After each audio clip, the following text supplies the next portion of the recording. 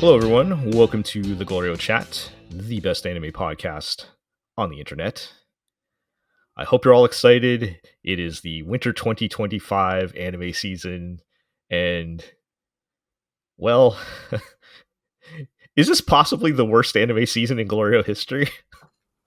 Are we in contention on this one? It's probably up there. Yeah. I know how we like every like preview show we're like, well, this doesn't look great, but we always find something that surprises us and jumps out at us, and this might be the first time where it's like, no, not this time. I'll have to check the notes on when we began the backlog. Yeah, I feel like at least since the last time, which was probably a longer time ago than I'm thinking, the last time we had to like include backlog in our regular, or at least scheduled shows. What was the season that incited? I believe it was summer 2020 or 2021 that incited the beginning of our Tomino Power Hour, but which is now going on like 3 to 4 years ago, right? So yeah. Nevertheless, we are going to do our winter 2025 first looks of things we watched. We were just talking beforehand, like, I don't think a lot of these shows are like terrible. It's just like, man, nothing is jumping out and like really making me want to watch it, but we'll get into details. Before we do that, let's introduce everybody. I'm Jel. We're joined by Aru. I'm still here. I'm not dead yet. Still with us and still alive. We are joined by G. You know how hectic things are for me right now when I don't have a bit prepared, so... you have no game you're playing or anything to... I had no time to put together a bit. I apologize. You have no commentary on the brewing East Coast, West Coast rap beef going on, but yes. Wait, is there a new one? The whole like Joey Badass thing and everything. I don't know if you saw that. Oh yeah, look, no. and we don't have time for that. We definitely don't have time for that. But it's okay. Yes. And we are joined by Artemis. Hey, good to be here. I would say I'm here bringing you good taste, but given what we're faced with this season, cannot confidently say that. Perhaps that is still a sign of your good taste, Artemis. It's the season's fault, not yours, but yes.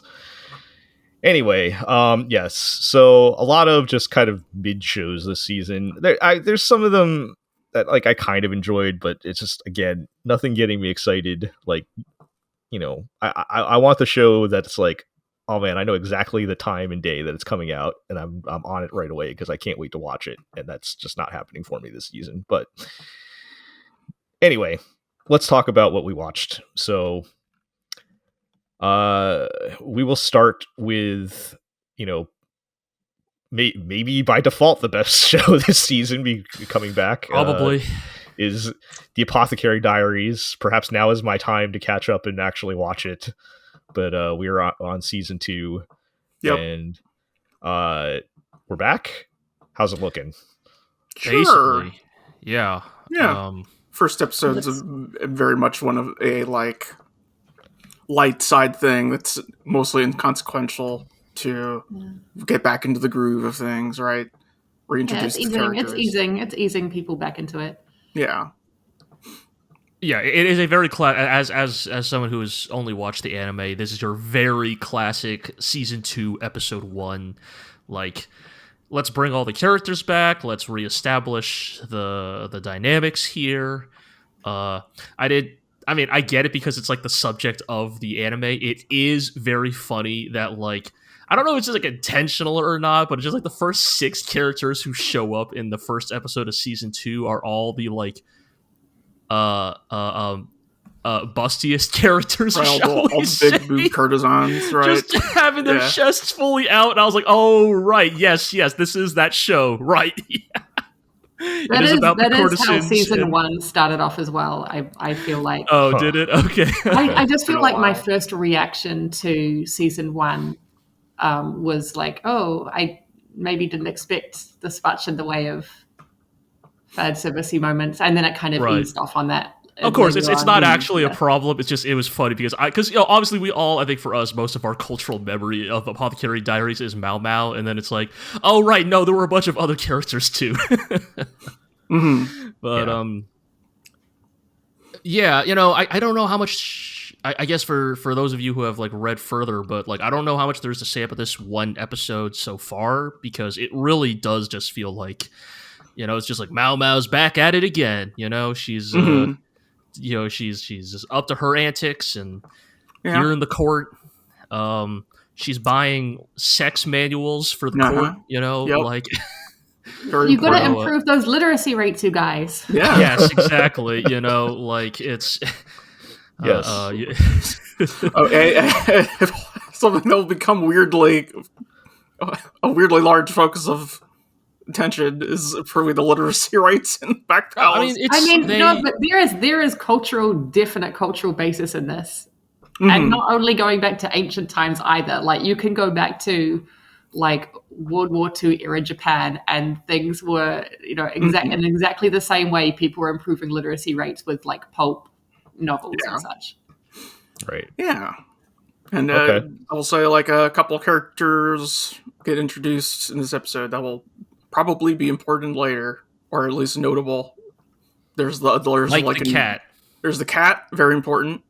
There's the like new peppy maid girl, right? Handmaiden or what have you, who shows up and then runs off.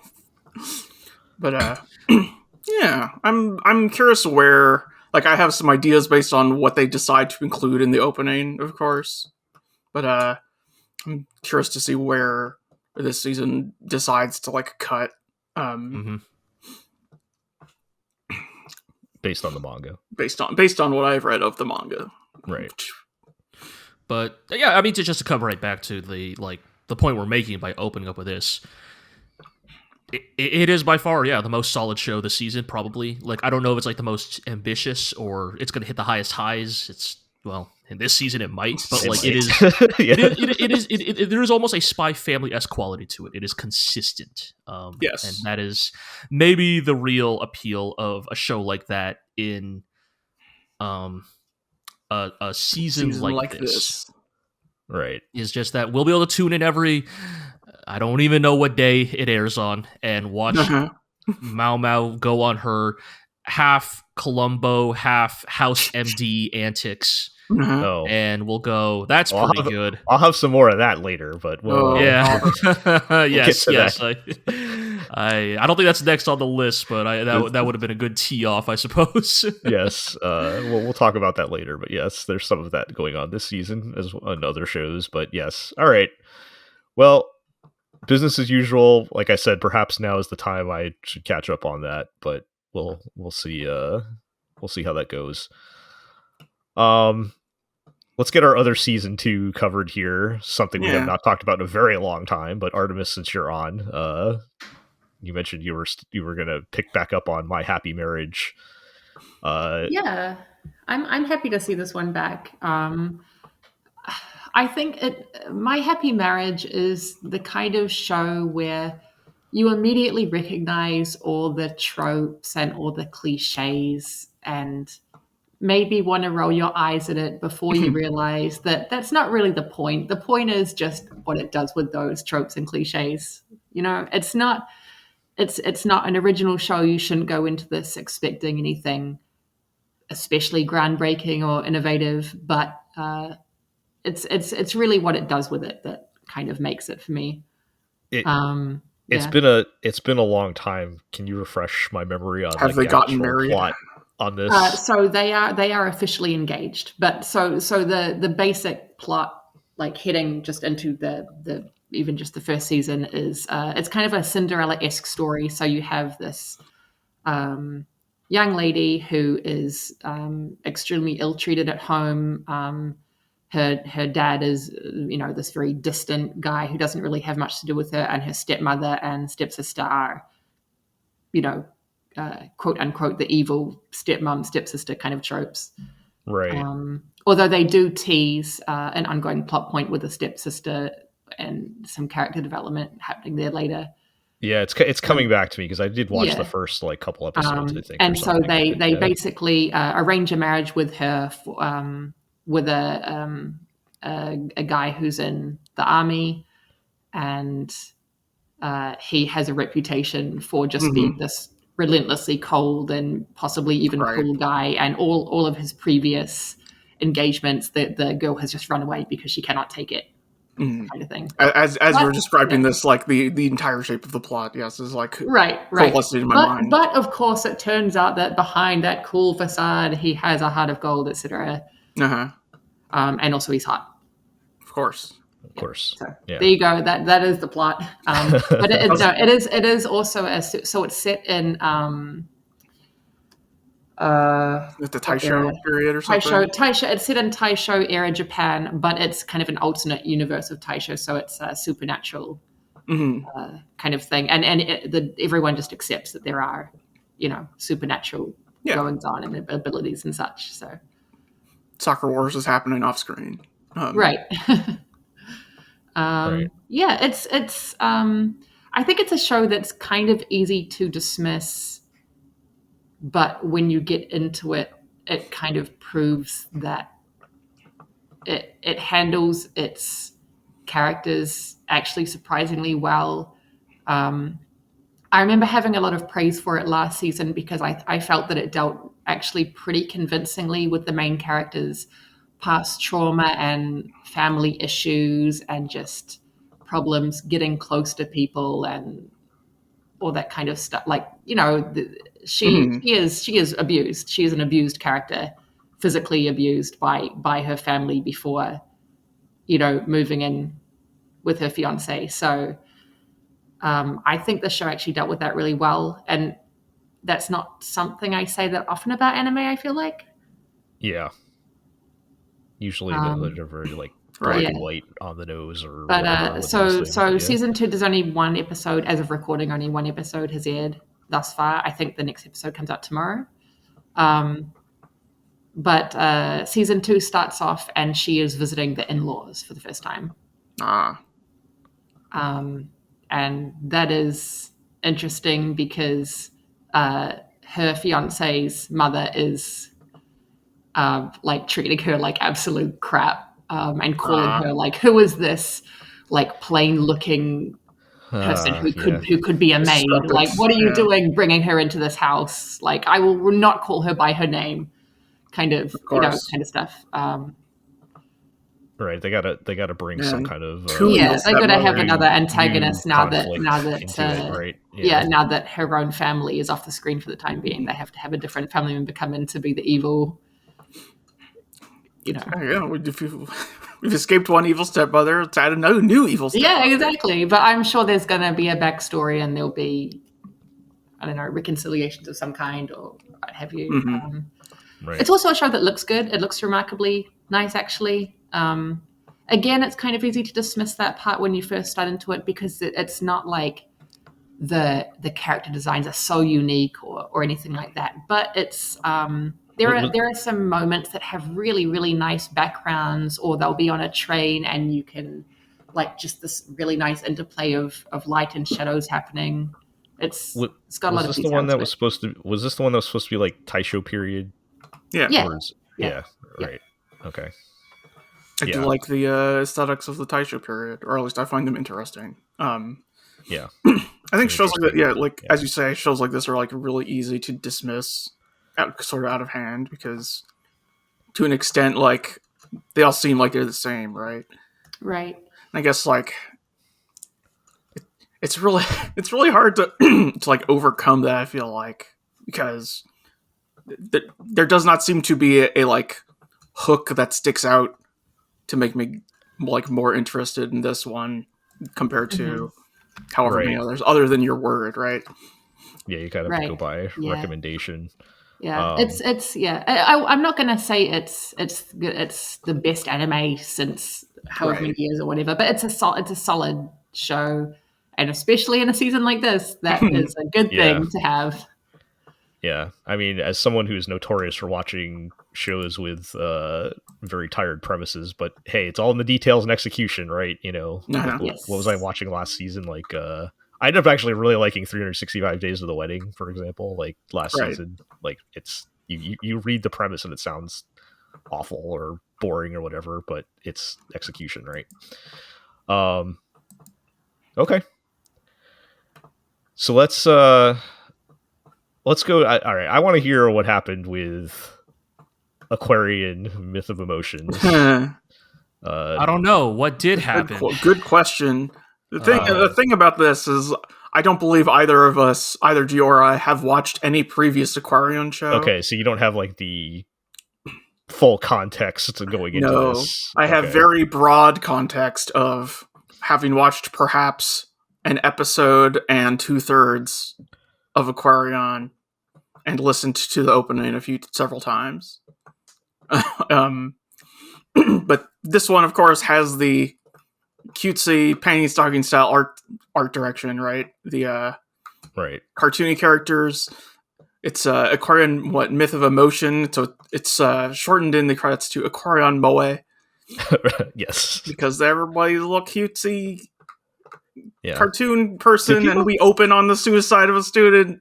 Oh, I was gonna say, do people still say Moe? Like that feels like that's now. I feel like that's quite retired to the 2000s or something. Right. Not quite in style anymore. But yeah, before like Hero ran right into it, I would say that the thing that I guess I would try to set up here, right, is that like Aquarion is. I mean, it's a long-running franchise, quote unquote, so to speak, right? Like there are many Aquarion things out there. It is a thing that Kawamori has been a part of the Kawamori catalog now for longer than it hasn't at this point. And the thing that I was in high school when Aquarion was first airing. Yes. The thing that I've been told about Aquarion is that they are mostly standalone. Like that there are obviously, like anything like this, that there are things to appreciate. There are callbacks, there are references, like there are things to appreciate about Aquarion if you are familiar with the entirety of the franchise. But by and large, this is more of a Final Fantasy situation of you could play the new one without really needing to know the old one. So we went to this into Myth of Emotions thinking, all right, well, let's give this a shot because of the art style, right? And the thing about Aquarion Myth of Emotions is like it is unfortunately kind of in that phase right now where it is like opaque and sort of inscrutable in a way that's hard to tell if that's intentional or if this is intentional, if this is because of our own like ignorance of Aquarion as a whole, or just the inherent failings of the storytelling itself. Right. As Iro alluded to, like the show starts off like surprisingly dark. It opens up on the funeral of a student who is implied to have committed suicide, and then from there it kind of like sets up this idea that okay, in this setting, the children, it's an Ender's Game situation. The children go to school to train to become pilots to fight against the monsters, essentially, right? And in the midst of all this, there's also this constant pervasive theme that, look, I'm going to say it now because if I call this correctly, I'm going to look like the smartest dude who has ever lived. There feels like there may be an element of an SSSS Aquarion to this, because the show opens with a monologue of an unseen character talking about the myth of like the dream egg, I guess is how I'd put it, right? This sort of almost eldritch concept of like, if a god dreamed long and deeply enough, would the dream become reality, right? And what would be if the god dreamed long enough, would the people who live within that dream become people unto themselves, right? And then there's like a lot of like kind of virtual world adjacent aesthetics like throughout the show. And I begin to go, oh yeah, again, SSSS Aquarion. Like, are we doing this is secretly a digital world? Is this secretly a simulation of Aquarion or something? You have the like Doomsayer on the streets who has an oddly polygonal looking face, talking about how this is actually the 12th universe. They've destroyed all the other universes and they're going to destroy this one too. Yeah, I think you're I having not even watched it, G, I think you're onto something with that. And this continues because then the girl who died comes back to life as some sort of like revenant spirit, and there's like a very blasé casualness towards this information. Like, she comes back to life and all the characters are like surprised, but only surprised in the sense that she showed up out of nowhere, not that she has literally come back from the dead. Right. Like, they pay a little lip service to, like, the main trio of characters are like, are we the only ones who could see her? And then other characters immediately start talking to the previously dead girl as if, like, nothing had happened. They're literally like, oh, so-and-so, good, you're here. Let me explain what's going on. And it's... like, right. It's, I feel like the implication is that the organization or what have you who is recruiting them to fight the monsters has, like, is using her for something, right? Right, that they have, like, digitized her soul or something. I don't know. It's all kind of inscrutable and opaque and, like, you know, kind of hard to parse. In some ways, kind of like the first episode of Gridman. But Right. whereas, like, that was intentionally trading in, like, a very, like specific type of, like, ambiguous melancholy. Mm-hmm. Here in Aquarion Myth of Emotions, I think I'm just regular confused. I don't think I'm like, oh, wow, Not what's good the confused. mystery of this story? Like, what is going on here? I think I'm just like, I don't get it. Right. And I don't know how much, like,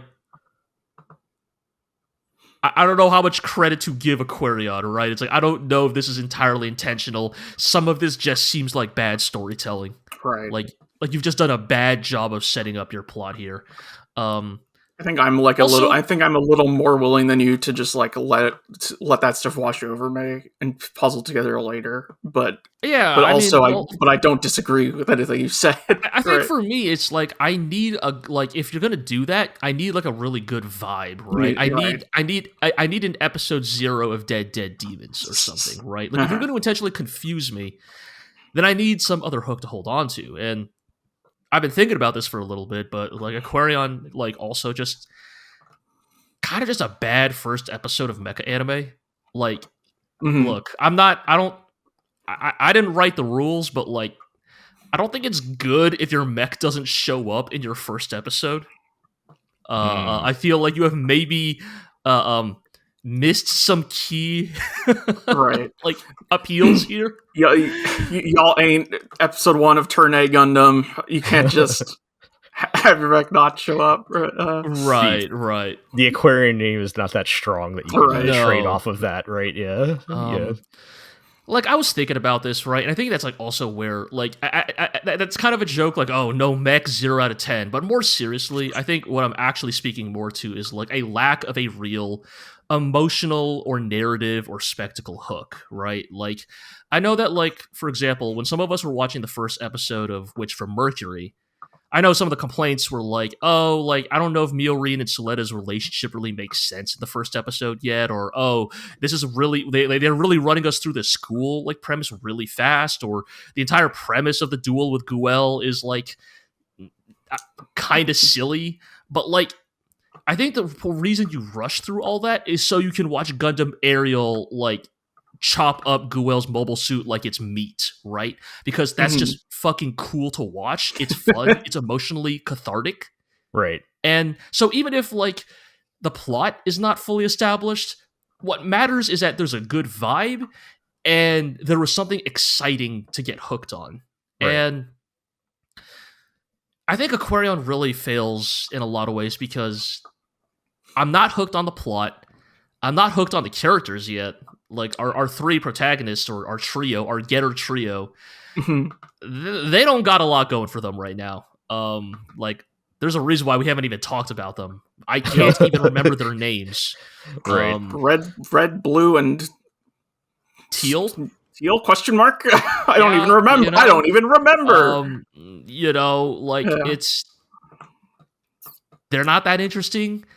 The mech doesn't show up. So it's like...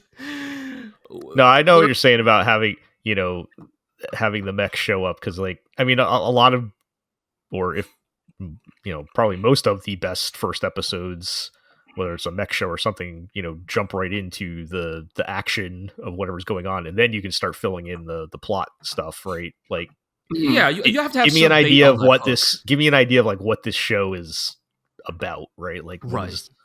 what is it that I'm getting myself into, and the details of the backstory and all that stuff we can figure out as we Right. go along. I do wonder then, as you have alluded to, G, like I wonder if we were much more familiar with Aquarion, if like words or specific situations would be enough for us to go, yes, that, and like keep us afloat, so to speak.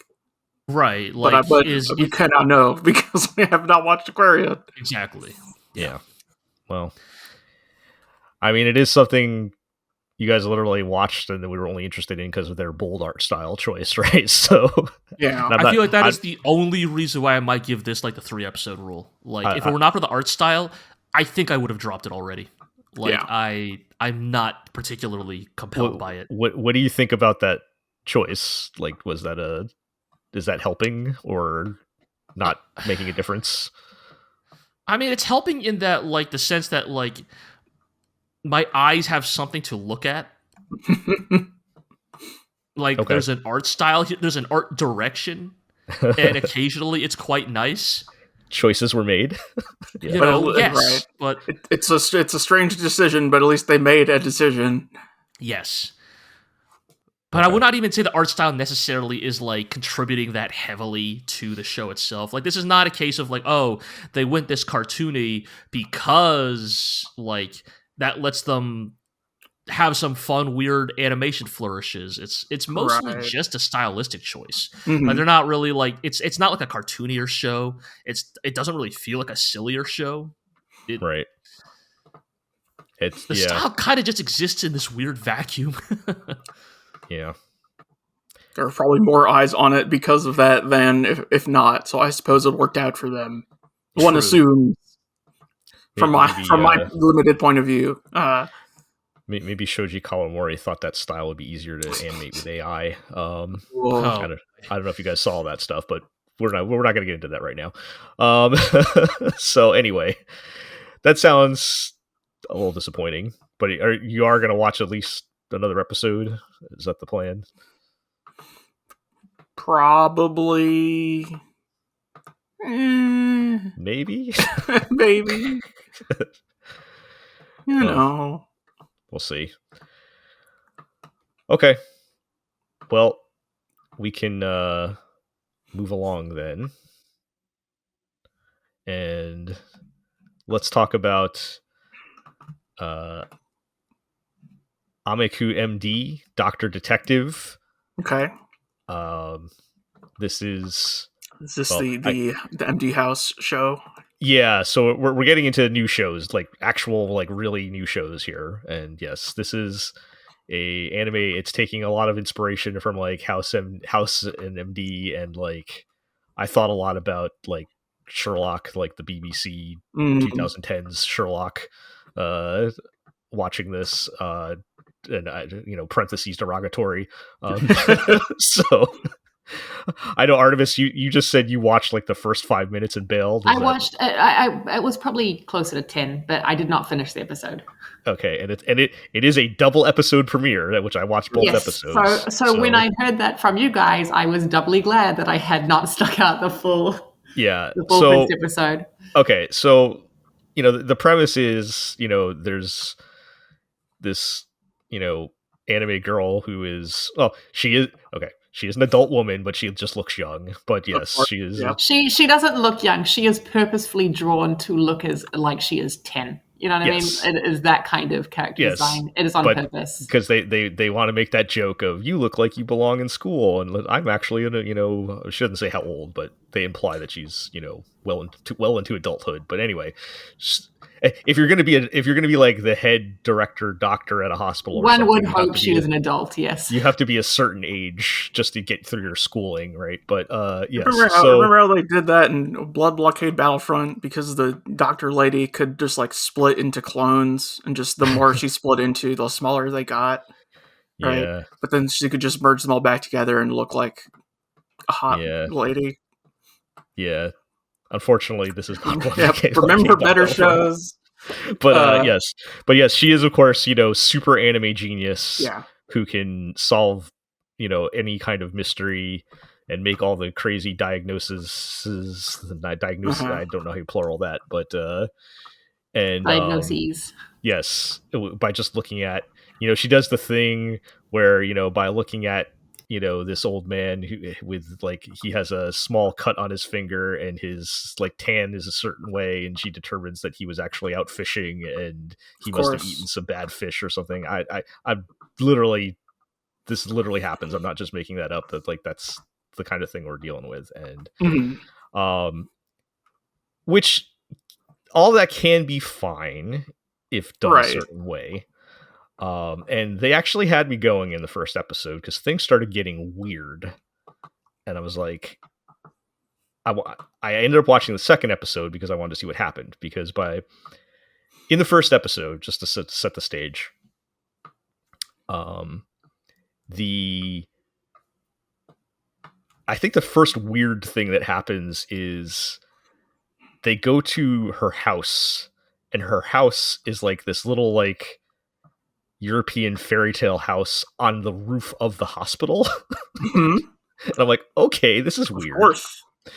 And I remember, I think maybe some of my expectations come into play here, because when I watched the trailer, I felt like there were some hints of some like actual like supernatural things going on. And and when I saw that, like, okay, is she like maybe like secretly like a witch or something? I don't know, but like that happens. They bring in a patient into the emergency room, which is like sets up the big case, who is this like hoodlum thug kid that they bring in, and his like leg was bitten off by a large creature, and his blood was like blue. Okay. And that by the end of the episode, Dr. Ameku just determines that his leg was bitten off by a Tyrannosaurus Rex. Oh, okay. Like, okay. All right. So end of episode 1, right. we've got this like weird lady living in a fairy tale house that is investigating this guy who's got blue blood and had his leg bitten off by a T-Rex. Also, Columbo shows up, who is her buddy. Oh, nice. Wait, is this the end of the whole double episode, or just no? Just by the end of episode 1. Okay. Yes. So that was the point where at the end of episode 1, which made me say, okay, I will watch episode 2. Let's see what happens. Right. And yeah, they let me down. I've been waiting to hear how bad this explanation is. How is there a T-Rex? Yes, tell us. Well, first of all, I'm not sure I remember the full explanation because it was very detailed. It took like the whole episode. Like they basically got to the gotcha moment within like the first 5 minutes of episode 2, and then the rest of the episode is her explaining all the details of how this played out.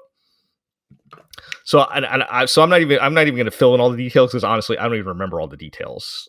But I'll just say that it was a very mundane and random explanation. There is no supernatural hijinks or anything. And it was some of the dumbest, like, anime genius, like, no way anybody would ever have been able to figure this out. And it's like the thing where the writer is trying to write a genius, but they're not a genius, so they just like come up with some like wild random thing that nobody would be able to figure out. Is it like later M. Night Shyamalan type hijinks like that? It might be worse. Where there's a plot twist, but no, it's not even like a twist really. It's like, okay, so I'll try to explain as much as I can just to like kind of give you an idea of what I'm talking about. So like another important factor is this guy that gets his leg bitten off, and he eventually dies from the injury because he like bleeds out or whatever. But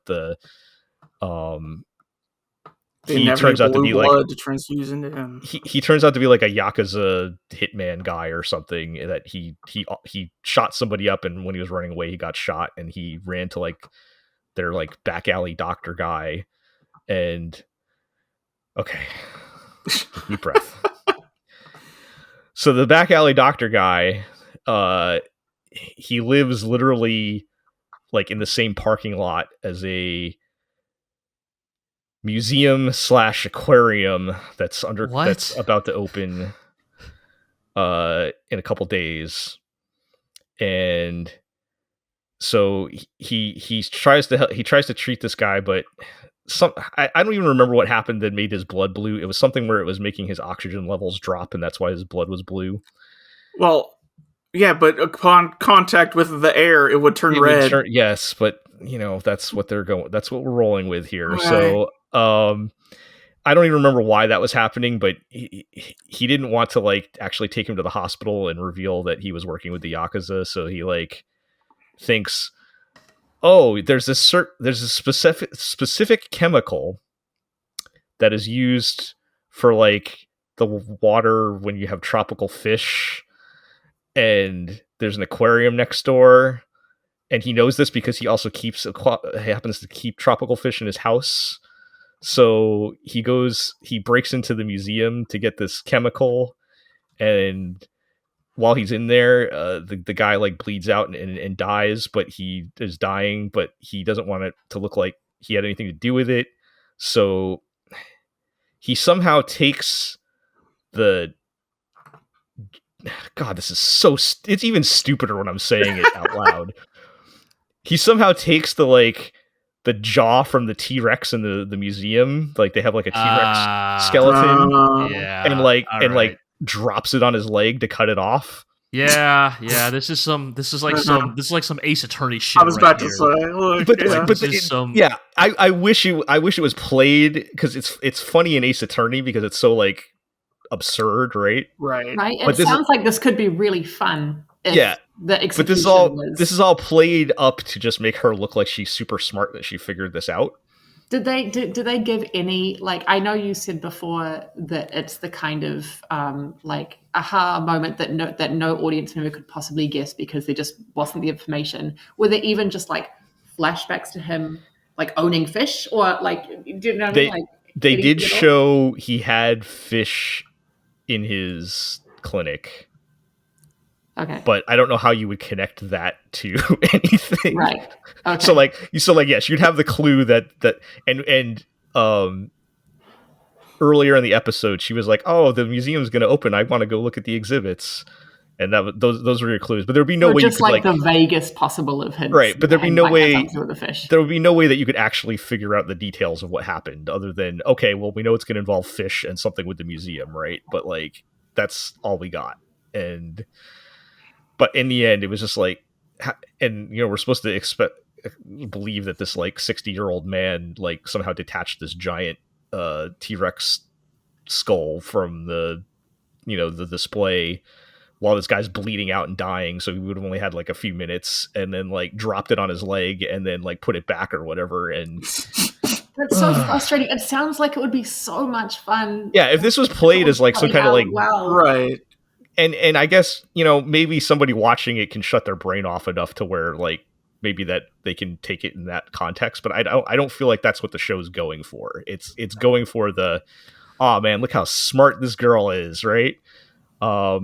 And yeah, I don't know. If they had played that up as like silly and fun or whatever, and I actually ended up liking the characters like enough where like I was like I said, by the end of episode 1 I was ready to watch this show. I'm like, okay, I'm in. Let's do this.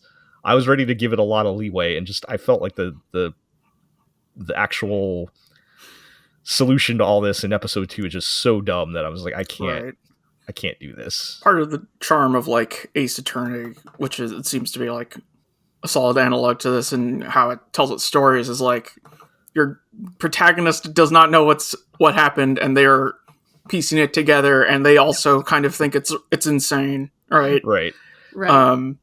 As opposed to, yes, like protagonist is invincible and knows everything, and we just have to catch up to that. You need the anime to be self-aware enough to. Nobody thinks that this is ridiculous.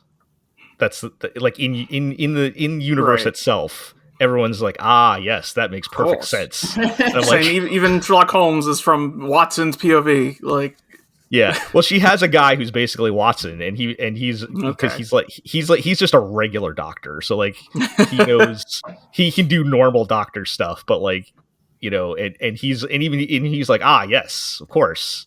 How did we all miss this? And I'm like, oh, come on, guys. This anime sounds like it would work well if you changed absolutely nothing except put in like a random like Mako type of character who could be in the background just explaining everything and reacting extremely dramatically to everything that happens. You mean Mako from Kill Kill? Yeah. Yes.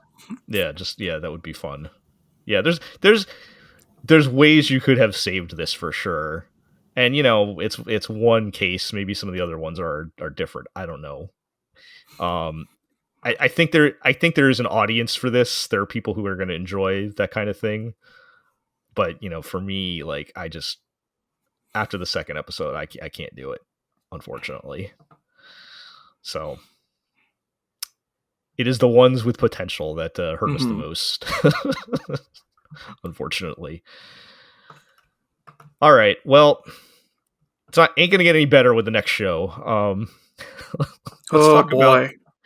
Okay, so we're gonna talk about Momentary Lily, which is the Gohan show. Our old friends at Gohan. And let me just say this: does it give you motion sickness?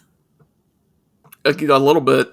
Yeah. I just from the trailer, it gave me motion sickness. But let me say this: I was listening back when I was putting together the preview episode 2 episodes ago, and we talked about Momentary Lily. I was like, man, you guys are really giving Gohans a lot of grace here. Like, you guys know they make hot garbage most of the time, right? Like, I wasn't really thinking it that much when we were recording, but as I was listening back, I was like, man, we're like weirdly positive on Gohans all of a sudden. And, I didn't watch Momentary Lily, but from what I understand, they reminded us. I mean, well, they make visually distinctive hot garbage. Right. I was going to say, like, I don't like Gohans. I don't like how they do things, but at least, as G has alluded to, they are a studio that has a house style. They commit to creative decisions, which is more. They commit. No one could accuse the studio of not committing. Right. They're making weird decisions, but they're making decisions. This is the only studio I won't watch anything on based just on the name. Yeah. Shout out to the Depressed Cat show. They did that, and that was pretty good. But I think what Zig said in his post. Yeah, he was like on the podcast. I was kind of interested in watching the show, and then I remembered. Oh, right, they're rating as hot garbage. I take it did not go well. Is basically what I'm hearing. No, the show is insufferable. I watched it with Zig for the record. I got dragged into this. Right. Wow. What a fucking mess. They're trying to cram so many ideas together into one thing and cannot do it. And so everything is just narrates to you what they're supposed to be doing. Because it's like, first of all, it's like the post-apocalypse or something. All the humans have disappeared, but all of the buildings are still there because the little wacky robots fix everything every day. And so everybody's gone except for these teen girls who all have their one gimmick that they will say every time they open their mouths, and they open their mouths throughout the entire episode and never shut up. Right? There's the peppy one. There's the one with the big boobs. There's the gamer. God, I saw Aqua posted that Like, there's the quiet like, one. Individually animated. Anyway. And what, like, they have big weapons and fight monsters that appear. Why? Mm-hmm. So we can have Gohan's panning the camera around. Spin the camera around and make everyone motion and, like, sick. animate 500 strands of hair every frame and make it impossible to make out what's happening on screen. But also, it's like a cooking show about using canned food and instant products to make special meals. It's supposed to be like post-apocalyptic, even though it looks not like that at all. Mm-hmm. But yeah, what a mess. Just are the colors still saturated to within an inch of their lives? Yeah, cool. It's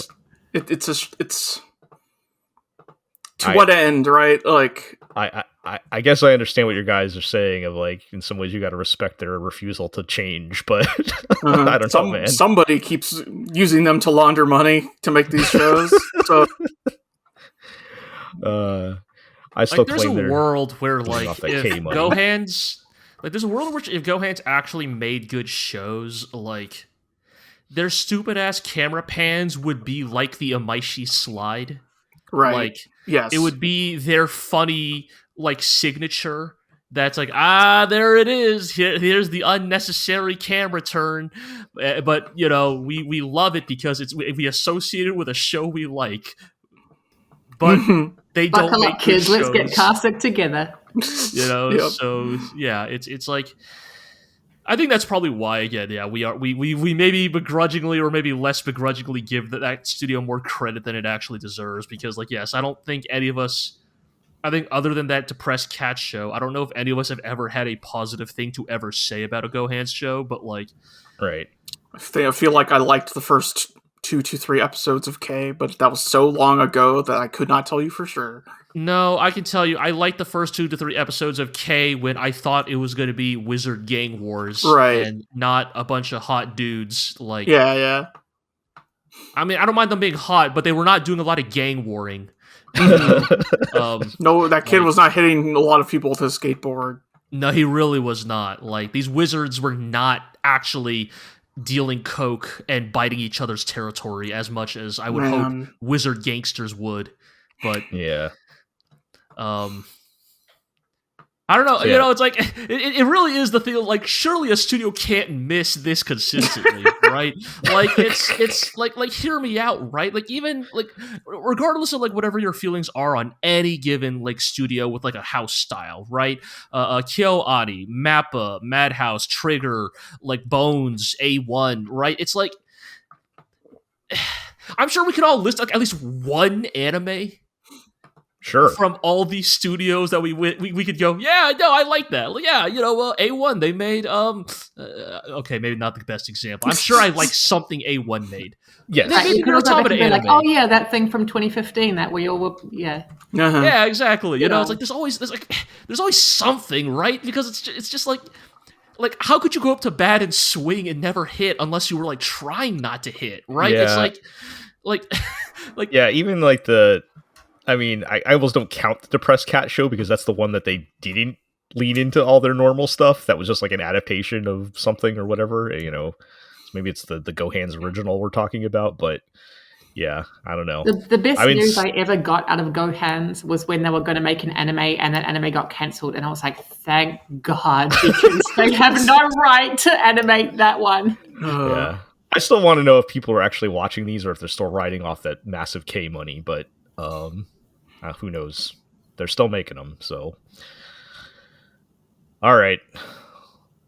Let's move on. Let's talk about Medalist. This was okay, I guess, but the premise is it's a show about this. I kind of described it as a hybrid sports / dad anime. There's this guy who's like a washed up figure skater guy who becomes a coach for this little girl who's getting into figure skating a little late. Like, she's like 10 or something, and you really got to start very early. Right. Might as well just give up. Yeah. I mean, right. I mean, what Uri on Ice said that kid was Tell like this- 14 or some shit, right? Tell 14 this hack 14 to get is out like- of here. Yeah, 14's not that 14's impossible, but 10 is like the, you know, you're also like on the edge of not being able to do it. But and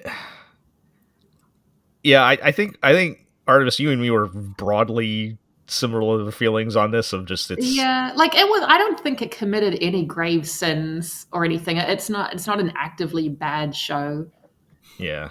but it's They just do nothing. It's like the most like bland white bread. it's just the like- writing is just very generic, and it just kind of self-explains everything. And Yeah. like Characters it looks- narrating to you what they are doing. Yeah, Yeah. and it also looks fairly generic, and there's no ill intent behind it. It's not like I think the show was coming out with the best of intentions. You know what I mean? It's coming out as a show that wants to be feel good and inspiring and all that. But it's like telling you to feel good and be inspired rather Right. than making And you it feel just- good or it just- inspired. Right. It just proves to me once again that it's really hard to find an anime with a young child as the main character and have them convincing. Yeah, that's a part of it too. I think what did I say? Right. I said it was like the dialogue was like they're reading a summary of the script rather than talking like actual human beings. Where they're like, you might not be old enough to ice skate, but you can do it or whatever. Like just saying whatever's happening rather than like talking like actual humans talk. Right. Right. Yeah. And I don't know. I mean, there like it has some parts there that are like I like the premise. Like, I mean, you could make that premise work. I mean, it's perfectly and I fine, but- generally like dad anime. Like I liked Usagi Drop very much. I liked Sweetness and Lightning. I Right. liked the one with what was the calligraphy one. Kakushigoto.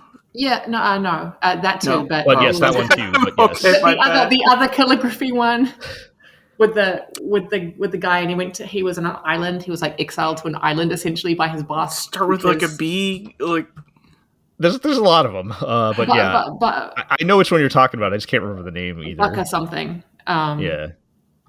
So I do like those style anime. Even if this one he's not really old enough, he's more like a big brother kind of figure, I guess. But whatever, it's it's the same concept. So I do like those shows, but they need to be the child character has to be on point. Like they have to act. They have to make me believe that this is a child character and not a character written by some dude. And also the anime's primary target audience is for some dude. It's... Right. Barakamon. Yes, thank you. Yes. Very good. This is not as good as those shows. And so its biggest sin for me is just not really Doesn't make living you- up to the genre, in terms of... It doesn't make you care like as much as you're supposed to. Like Yeah. you're supposed to feel like, because the whole heart of it is supposed to be this guy, encouraging this little girl who thinks she can't do it, and then vice versa. Him being kind of down on his own luck, drawing inspiration from her, and you like they tell you those things, but like do you Right, feel yeah. you don't feel anything about it by the end of the episode? At least I sure didn't. So, I don't feel compelled to watch more because I don't have a lot of faith in the writing to pick up. But I mean, there's something there, if I've seen other people enjoy it. So Right. It's not bad enough that I would watch a second episode if I truly had nothing else right, going on. Yeah. Which might well be the case, actually.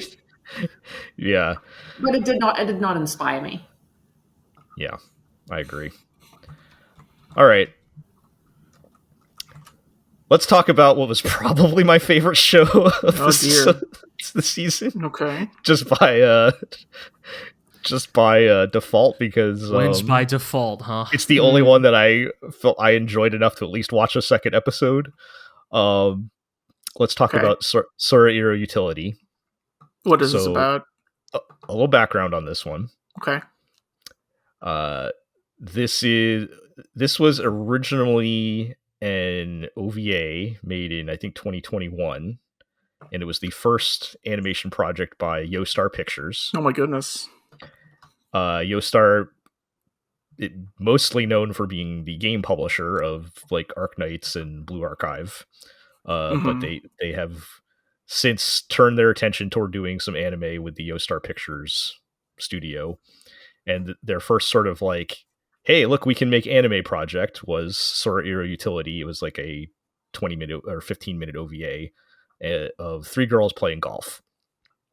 Okay. And I did not watch it at the time, but I went back and watched that in my research because I am an anime journalist. I went back and watched it. It was fine. It was 3 girls of different skill levels playing golf together, and I think the most interesting thing I'm taking away from that is the OVA looked like a really well made fan animation almost, whereas the TV anime looks really good actually. Like it looks like it could have been done by like Doga Kobo or somebody. It's very like cartoony, sort of very animated, a lot of life in the characters type of look to it. So I'm reading that the OVA was storyboarded by one Akira Amamiya. Oh, okay. Yeah. That actually, I could see that. Well, he gets around. It has a little bit of those vibes, but anyway, not the TV. This is a cute girls do X activity anime, but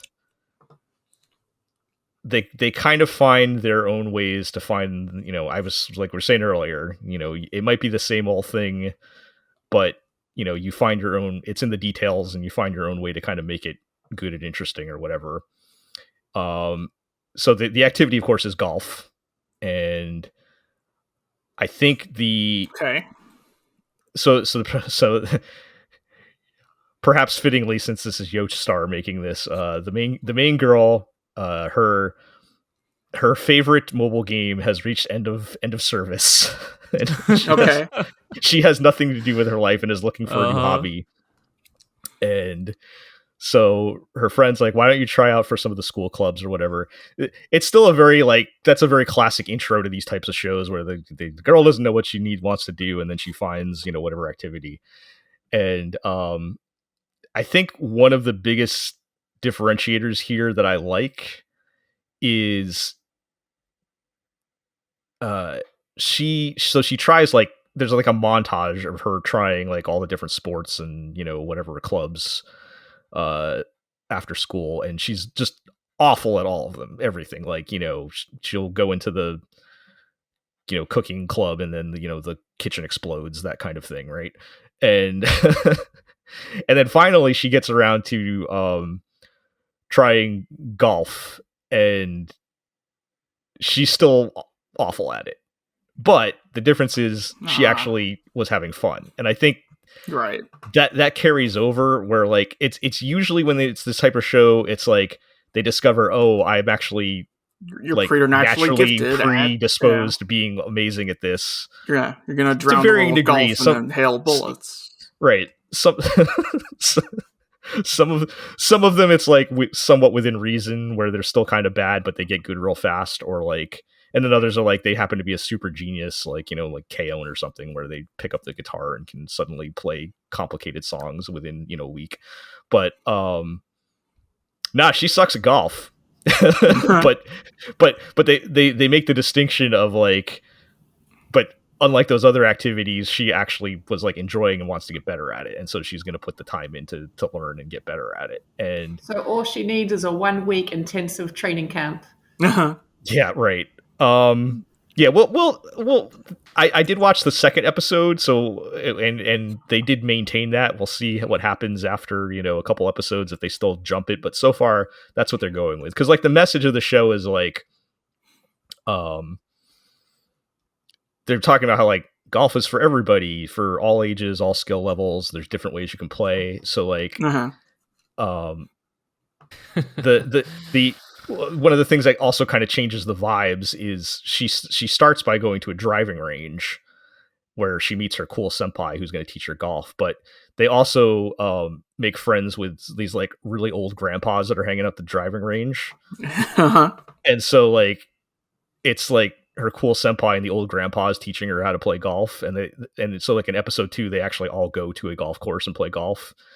And like there's just so much like, these are the things that are hard to describe in audio and you kind of have to watch, but there's so much like personality, and like you could tell like they actually thought out a lot of stuff with this, even though it's like there's not a lot going on plot wise, that they're focusing a lot on details. Like I noted one example where like the girl, the main girl finally hits like a decent shot, right? And in her mind, she kind of her part of the hook is she kind of ties everything to as like game references, because she's like, right, that's how we started this, right? And so she hits a decent shot, and like in her mind she sees something pops up that looks like you unlocked a skill in a gacha game that's like, new skill unlocked, laser shot or whatever, right. SS rank, and it flashes up on the screen. And then right after that, one of the old guys hits a good shot, and it like pops up like almost like a super robot like text on the screen, right? Because that would be like his frame of reference for something like that, right? Okay. Versus her thinking of a mobile game or something like that, right? Just little details like that give it a lot of like charm and personality to it, and just like again, I think they did a good job of capturing the more of like the learning a new sport, or learning when anytime you learn something new where you're just bad at it, but that like one time that you hit a good shot, it's like a drug that drives you, like you want to get that feeling again, right?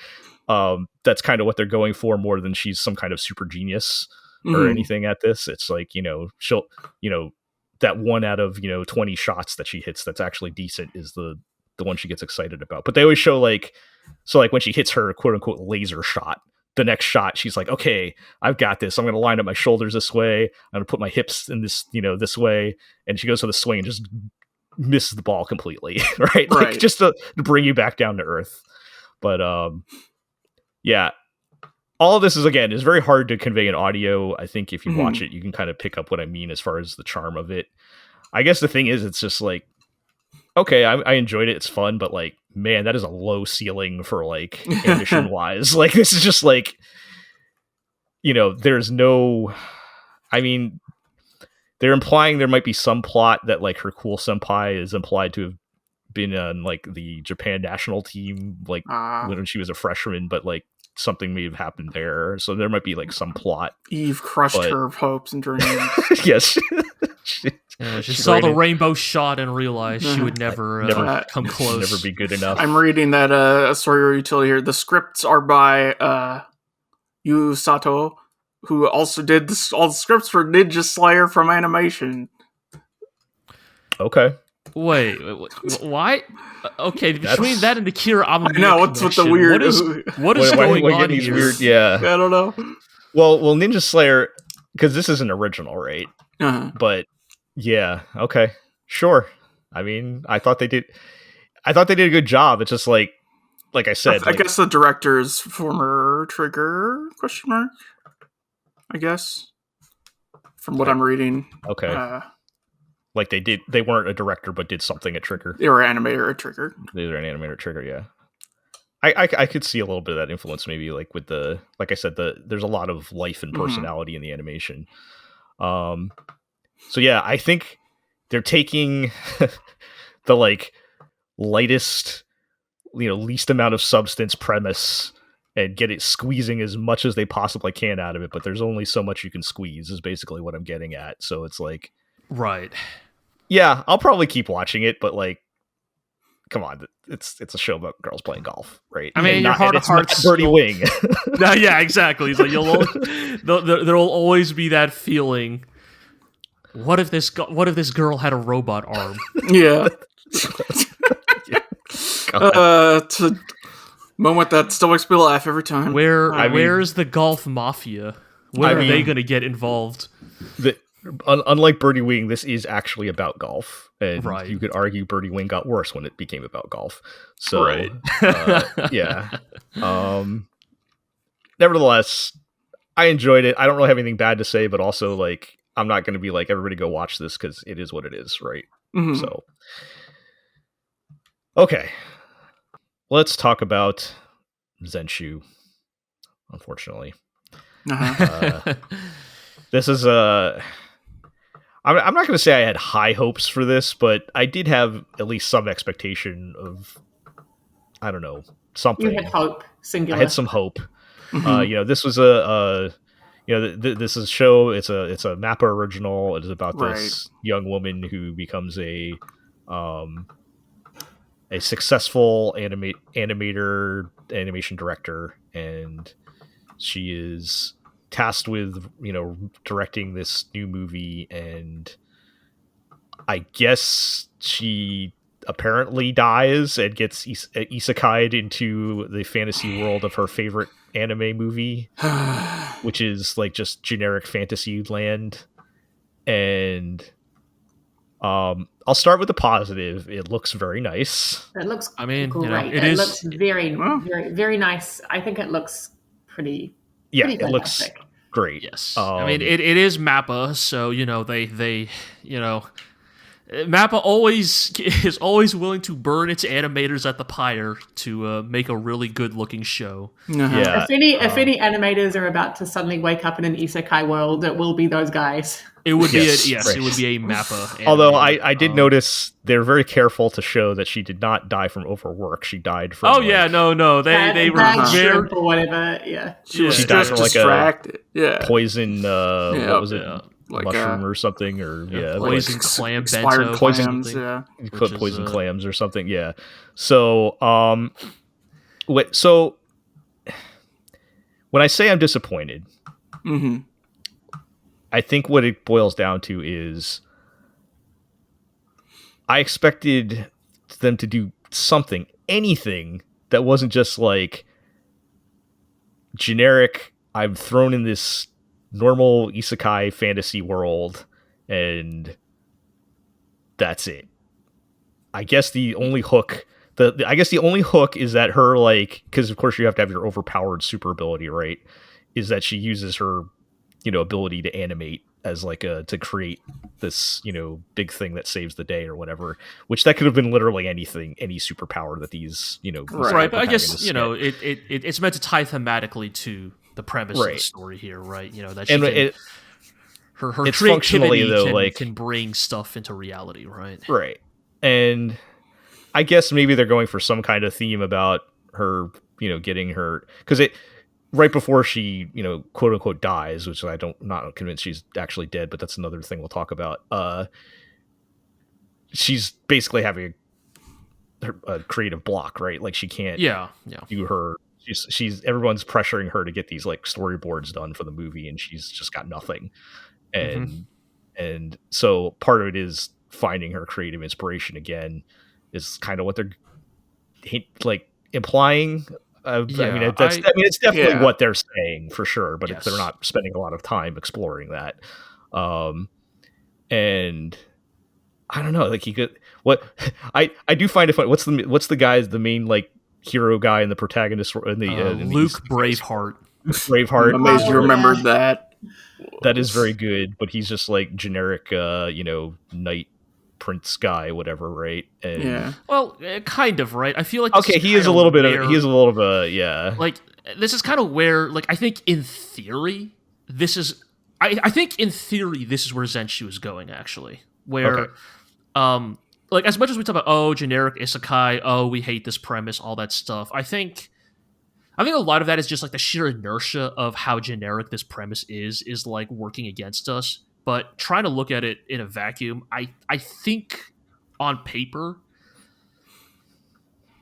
I think the aim of Zenshu is like it's going to be making Natsuko, the protagonist, kind of come to terms with her favorite piece of media and like why did it inspire her? Why did it like motivate her to like enter the creative industry? And also maybe getting even a little bit into the nature of the sort of like inherently like flawed human nature of all creative works, right? Like every creative work we have ever engaged with what were made by people and thus are inherently imperfect, right? Like the you know, like I think like and this is I think why it's weak, right? Is that I think this isekai is meant to be a satire of isekai, right? Because like the hero's party are like kind of callous jerks, right? Right. She like, has that wait a second moment when she realizes that her own character is kind of an a-hole. Like yeah, right. Like Luke is kind of a jerk. The rest of the party, I mean, they don't get a lot of screen time, but they're not considered particularly sympathetic, right? They all kind of treat Natsuko pretty poorly, and you know, like there's the whole aspect of like the reason why Natsuko has intervened in the first place, right? Is because during this plot point in the original work, one of the party members sacrifices their life to save the party, and I guess. In universe, this was meant to be a big subversion of the isekai premise or framework, right? Yeah.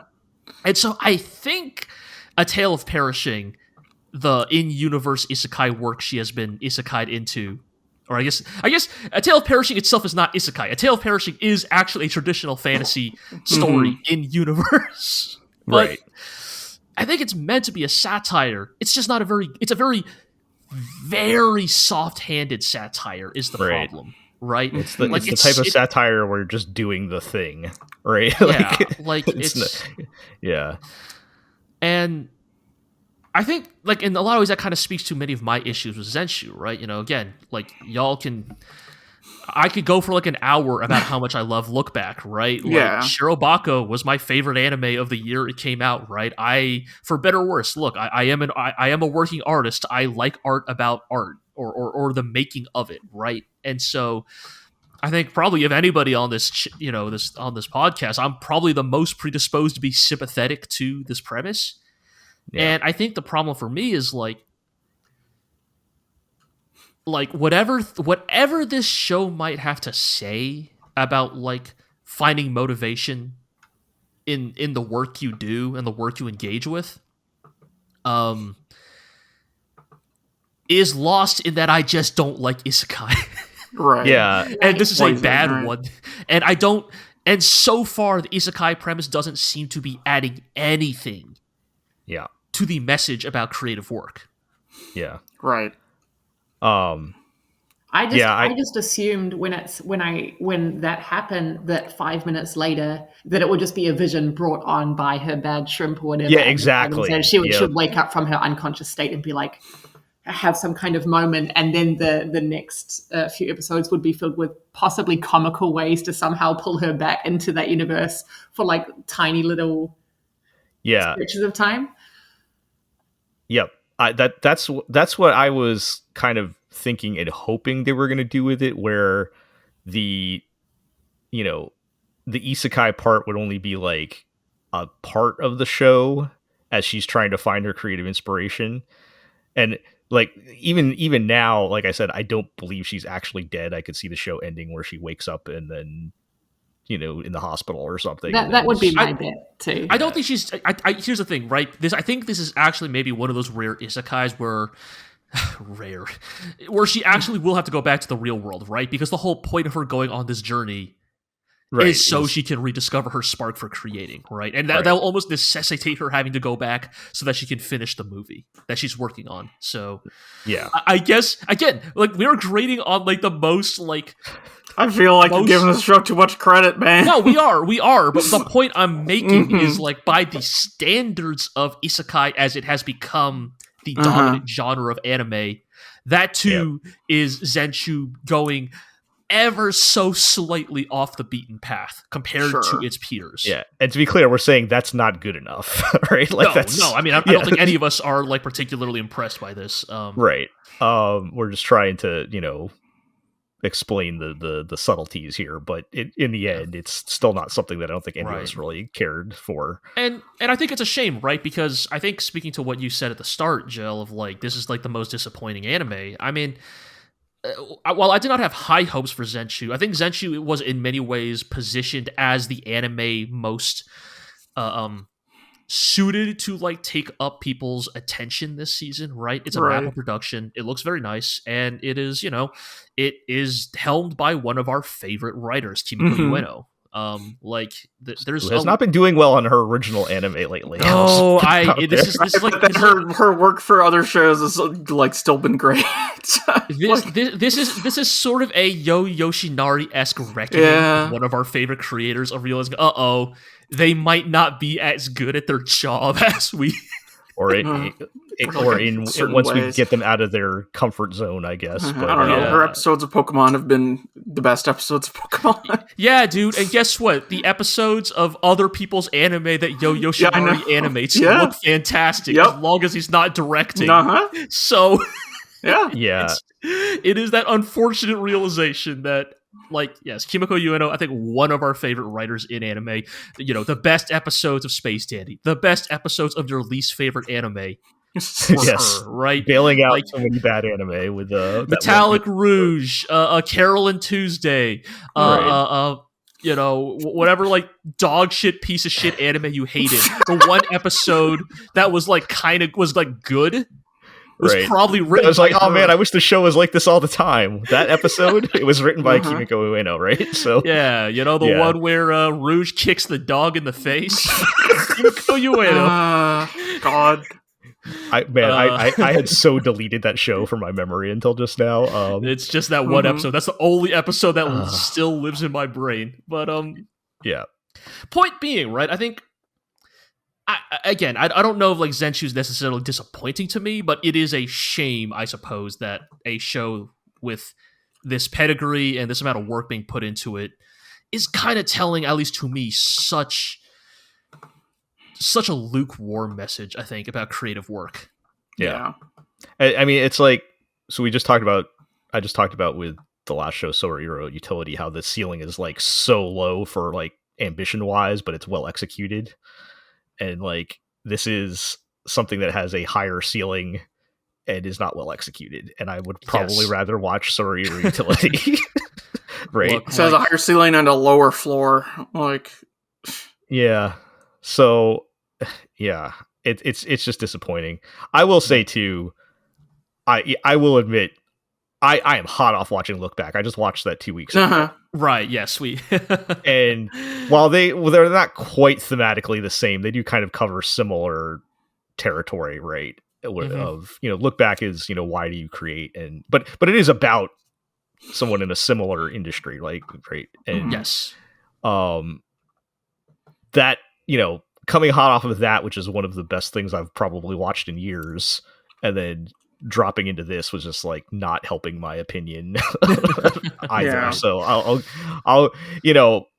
that's not necessarily fair to the show, trying to judge it on its own merits, but I don't think that helped my opinion. I think that just made it so that I was angrier about it.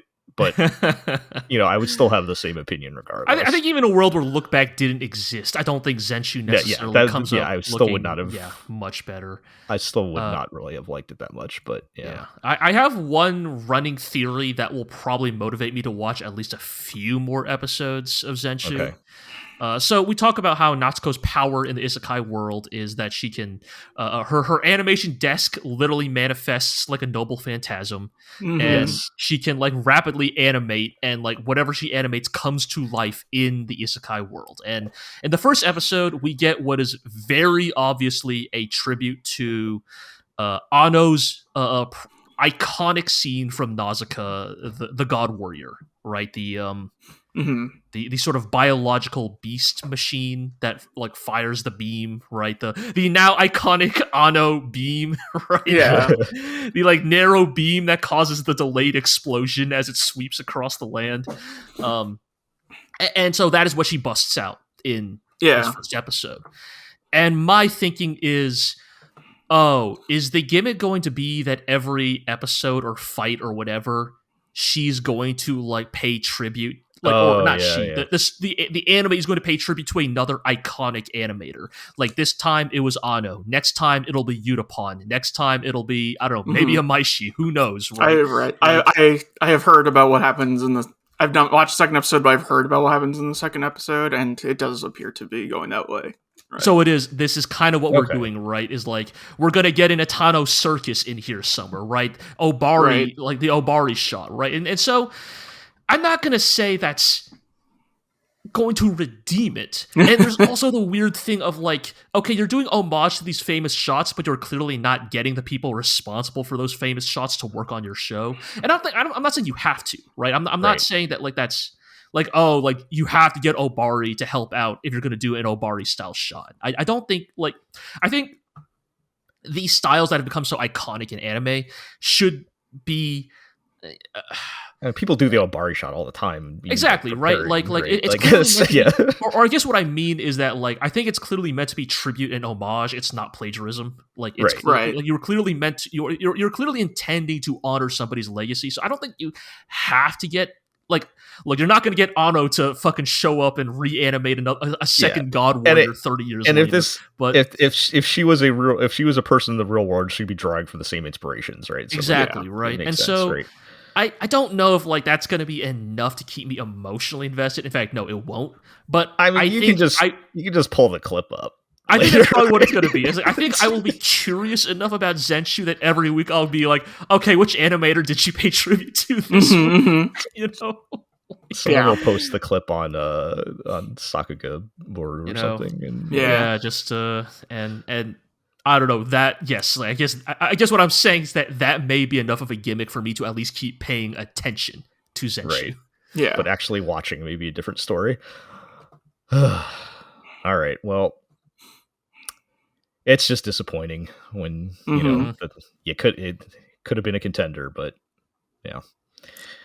All right, let's move on and talk about Honey Lemon Soda, which, from what I understand, is actually a pretty popular manga, and I don't know why. After watching the anime, I know. I can see why it would work for its target audience. Yeah, none of which are us. Okay, so by that I mean like I don't know what differentiates this from other like shoujo manga. Right. The premise is, I mean, there's hardly even a premise really. There's the premise is Kimi ni Todoke minus any of the actual entertainment value because there's no hook to it. Yeah, it's like this girl who has like no self-esteem and gets bullied, which, you know, that can be an interesting story, but like Artemis, I know you wrote there will be a post out by the time I think this goes out, but I didn't get a chance to write my part of it. I know Artemis, you kind of wrote your part already, but I had a lot of problems with the plot on this show because the main girl, like I said, she's you know, she gets bullied, she has no self-esteem, and the main guy who's, you know, hot, pretty shoujo boy guy, and his only unique personality trait is the fact that he carries around a bottle of lemon soda. One time, like in the street, he's randomly not mean to her. Like it's not even like he's like super nice to her or anything.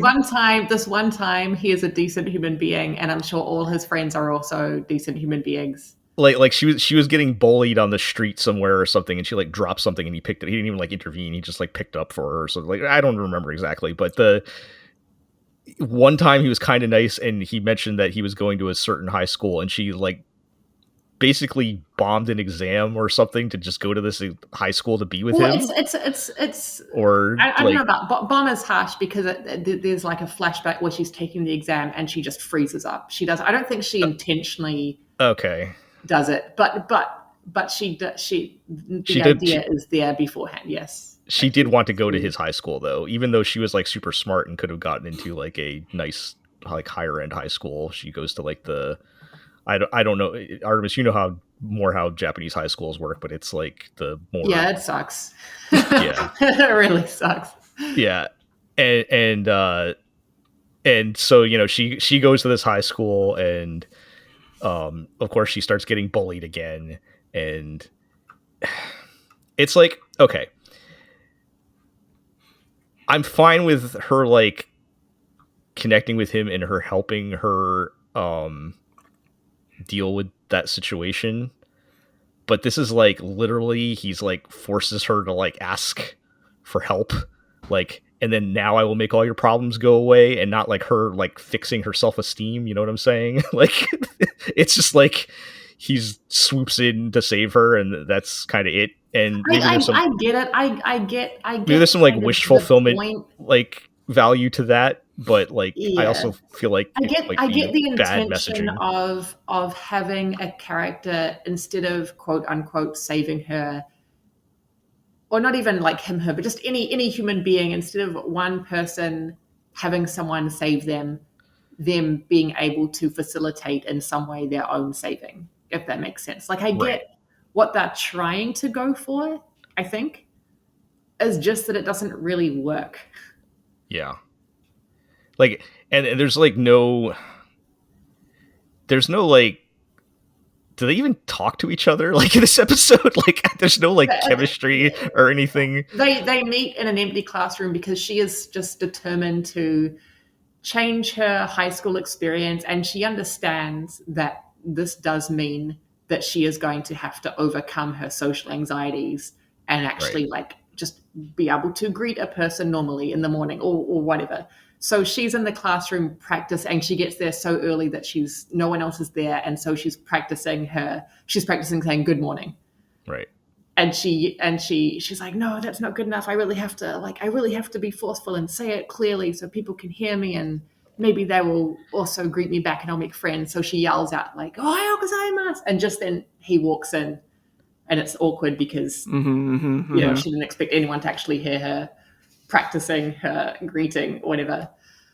And that's kind of because she's not quite like Comey can't communicate tier of not talking at all, but she's close. Right? She's on that level. She's almost it's there. a really painful watch. And I also get it. I understand that bullying can be an extremely far-reaching and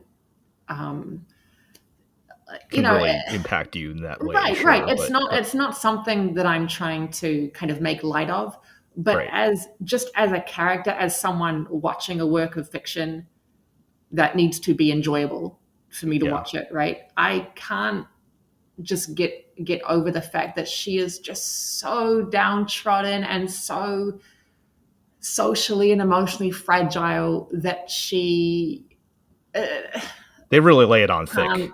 It's a lot. And I don't really understand what makes her an interesting character aside. Like, is there anything else? Right.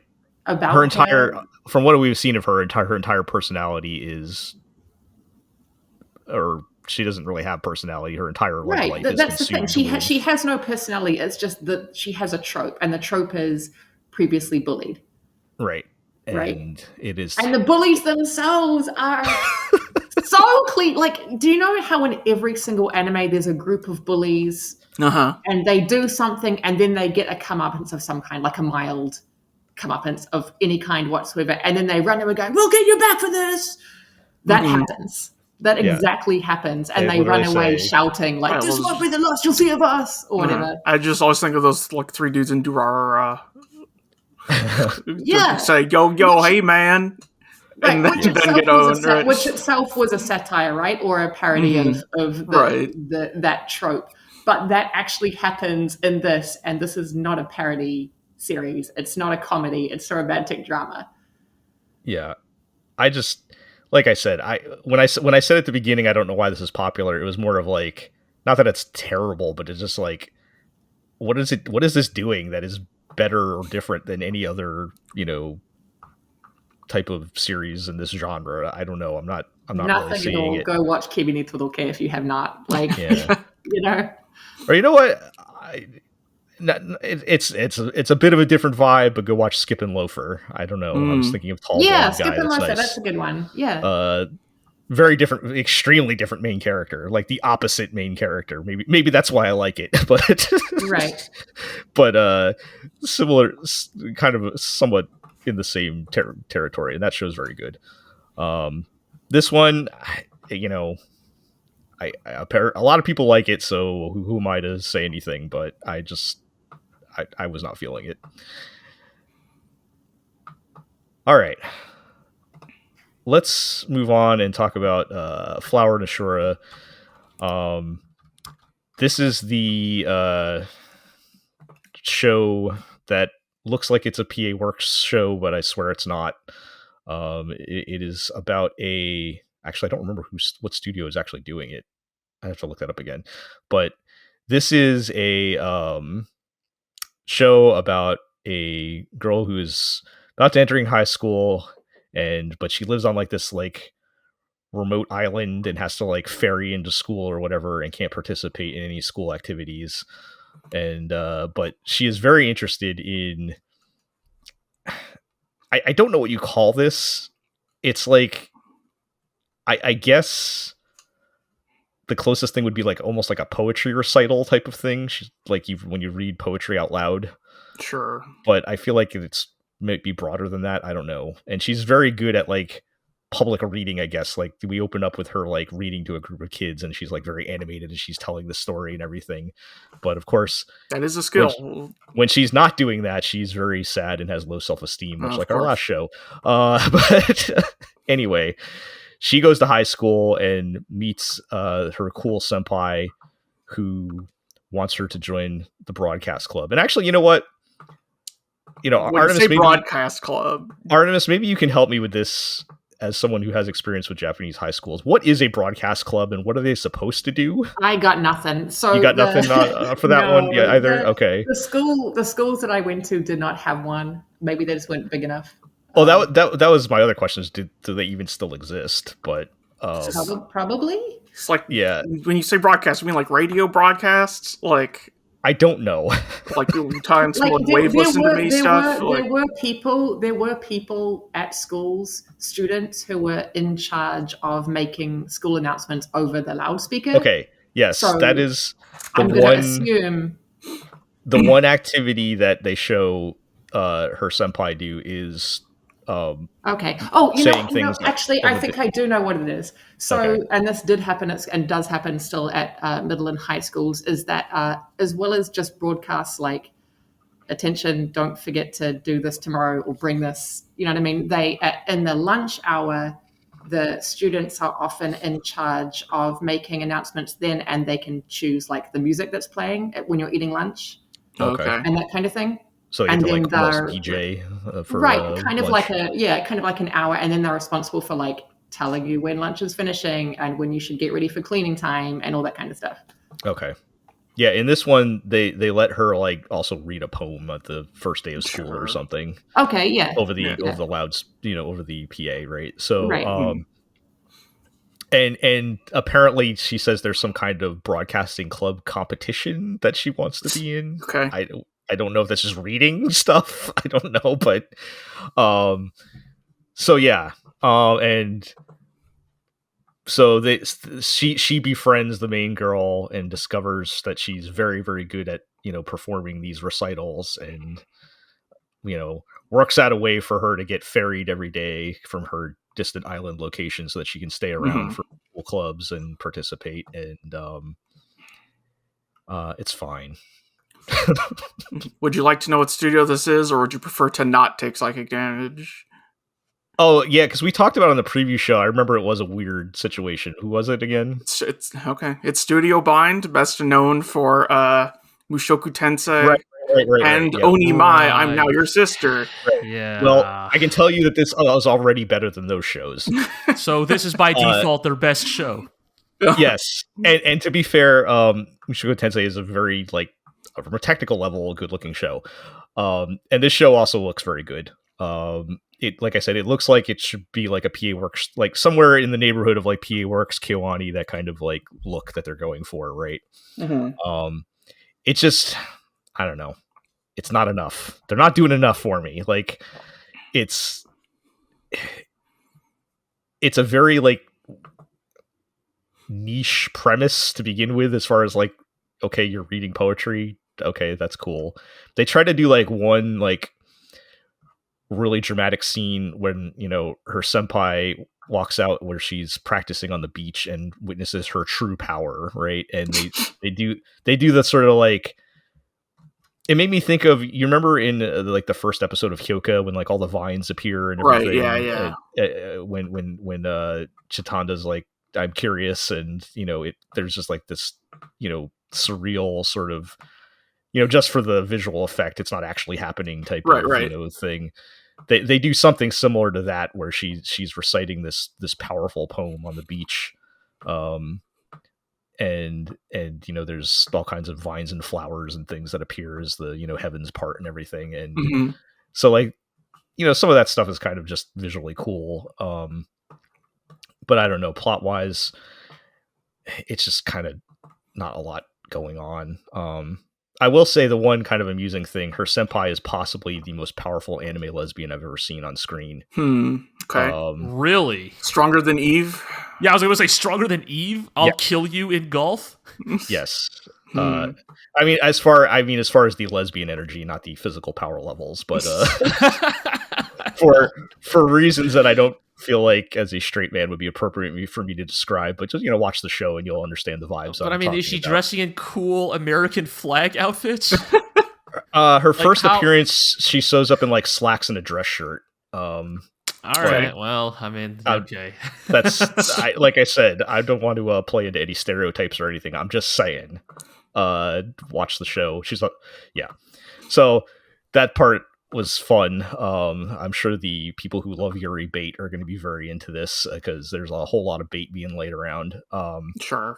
But yeah, honestly, like I might watch more just because like it's like it's okay. Like I'm not.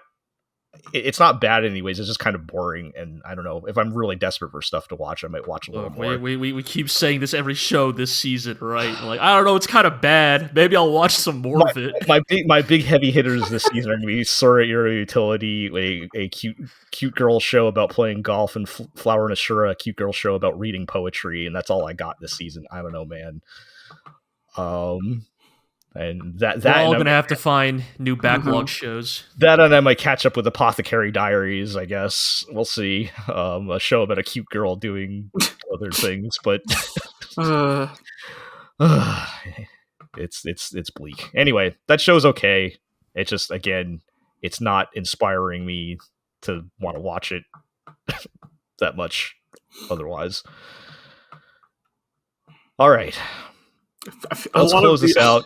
Sorry, a lot of these shows I feel like would benefit from being made in the time when we all watched television and something would simply be on and you would watch it. You just have it on in the background, right? Or something. Right. I mean,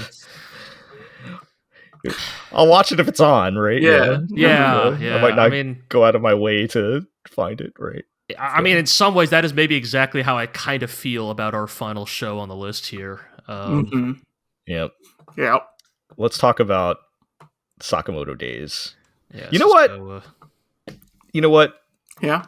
I'm going to get mad about this one, too. Okay. Oh, really? Oh, because, yeah. There's... because I do think this show could have been really good.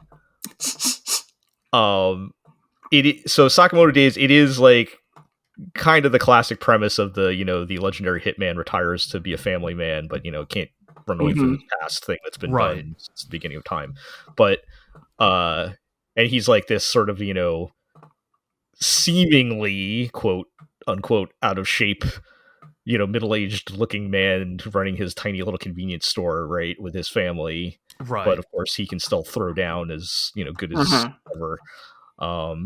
And I think there were definitely ways you could have made this show good, like as far as putting emphasis in different places than the show chooses to emphasize.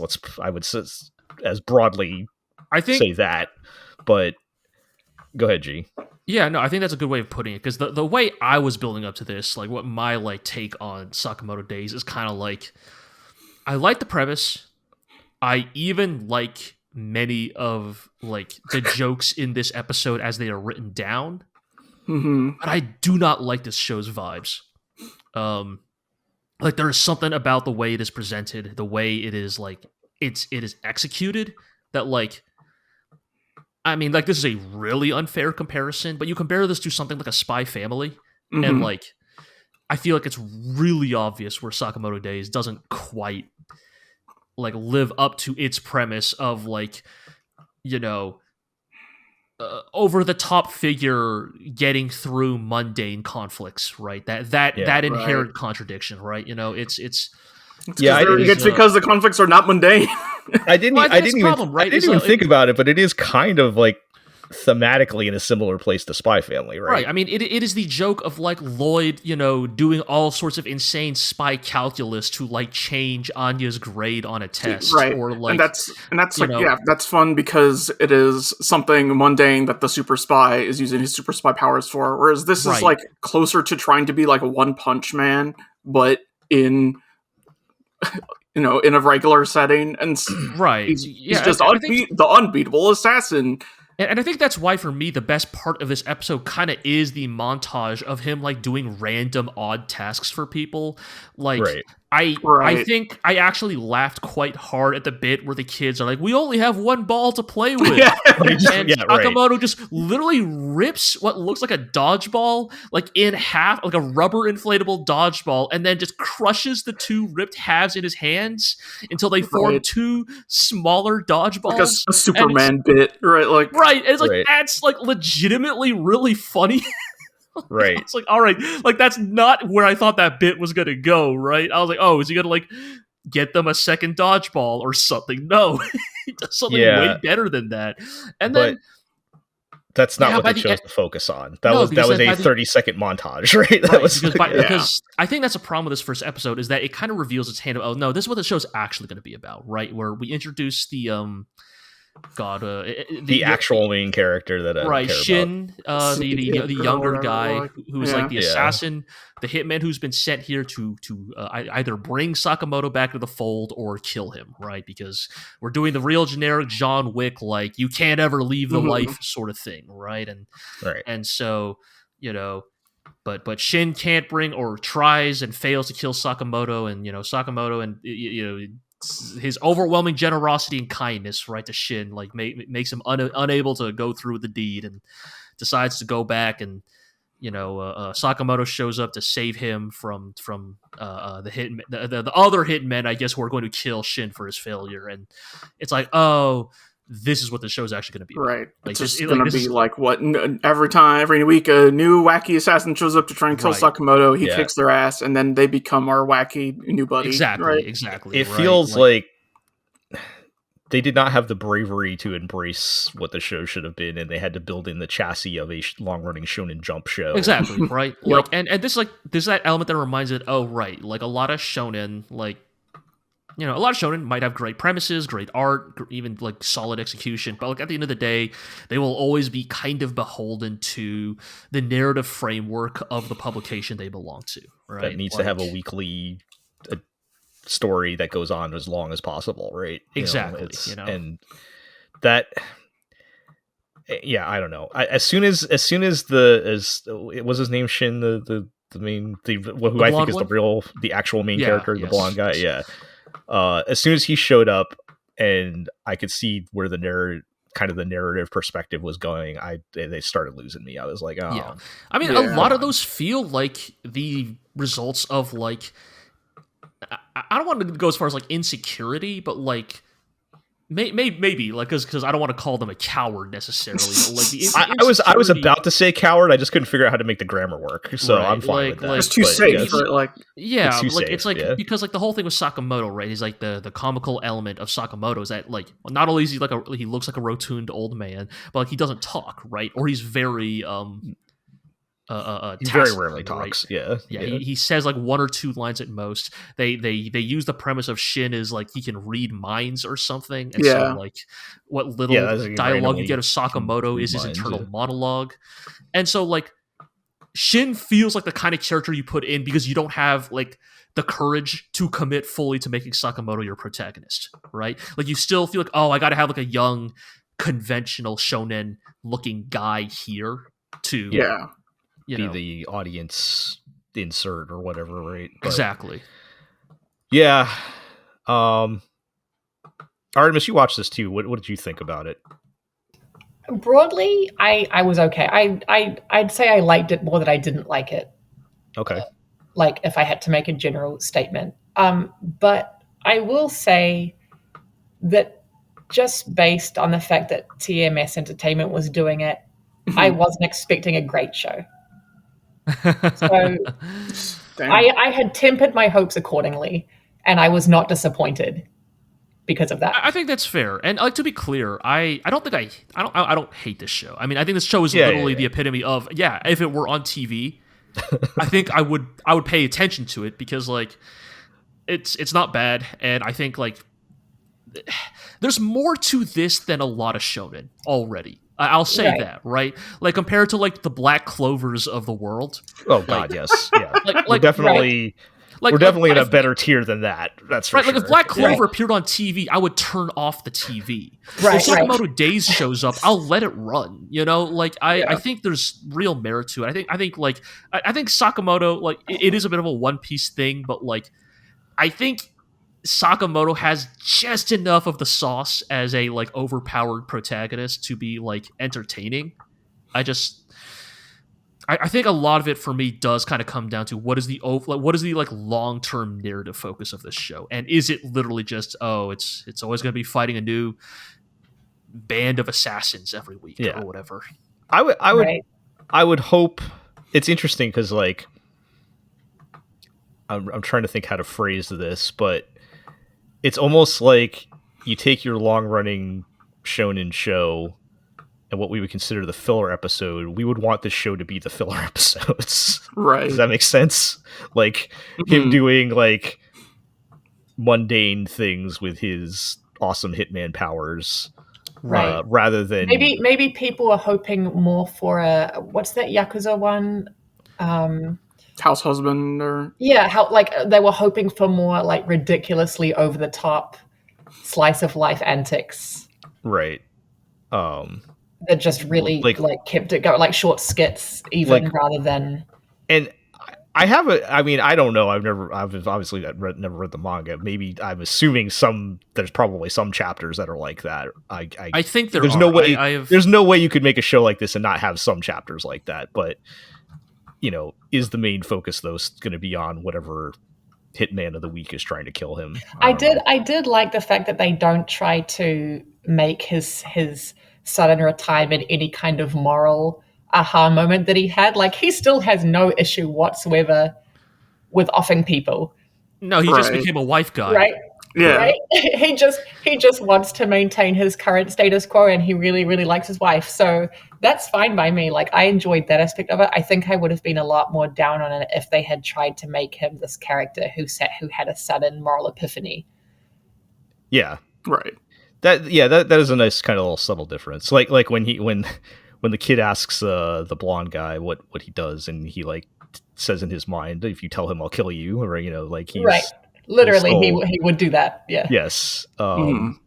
Yeah. I was kind of curious, like, because I just assumed they were going to go with the I'm not going to kill anybody anymore route, and then when he goes to the the hitman hideout, and it's like, he just takes them out. Once the blood starts spraying, I'm like, oh, okay, we're still doing that. Okay, yeah. I can respect that. And I think I will also say that I kind of want to be on Sakamoto Days' side because it's getting a little kind of fanny here, but a lot of people I thought were trying their absolute best to make it sound as though people were going to hate on Sakamoto Days immediately.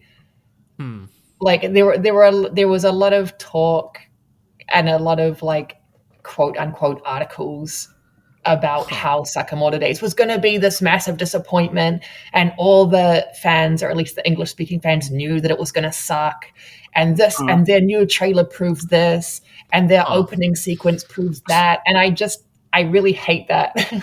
I mean, that type of like shitty tribalism. Yeah. And so that kind of makes me want to fight more for it as the almost scrappy underdog of the season. No, even if it's not really that. Right. I actually do get where you're coming from, Artemis, because yes, I do think that it is a particular problem with the Western anime fan base to sort of like gin up these narratives where there really is none. Right. Especially around shonen, right? Where like you get a lot of this like weird tribalism, right? Because it's like, oh well, which is really funny with shonen, right? Because like, we're the demon slayer patricians over here, not like, and it's all the same fucking magazine. It's all the same fucking magazine. Right. I remember when it's all the same fucking show. When Jujutsu Kaisen like ended or whatever, some dude was like, well, like My Hero Academia sucked, but at least Jujutsu Kaisen had something to say. And I was like, what the hell are you talking about? Yeah, I know, right? It's just, and they were all just really either clickbaity or rage-baity articles they were just doing it for the sake of. It's funny because like I didn't know this existed, but it's so funny because Artemis, now that you have said this out loud, I am too deeply informed by like these behaviors that like I can already put together the specific narrative that probably formed around Sakamoto Days, right? Because like on a technical level, it is not a demon slayer, right? It is not like, I mean, the first episode actually, I think it looks quite nice, honestly. It looks good, But like, it is